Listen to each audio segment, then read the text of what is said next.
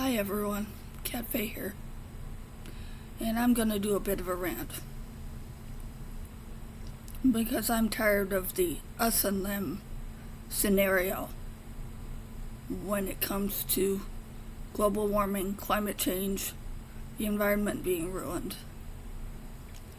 The fact is that everybody who's ever ridden in or driven a vehicle that uses fossil fuels to run is culpable for climate change. Every one of us.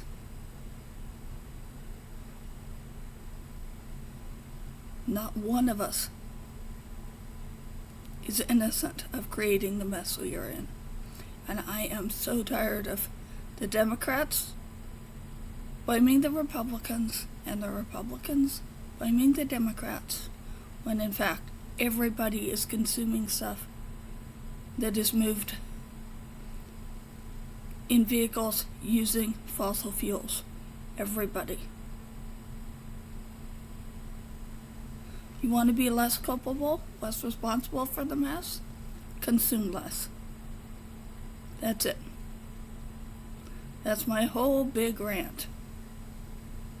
But don't blame the people who are from a different religion, or a different ethnicity, or a different political party from you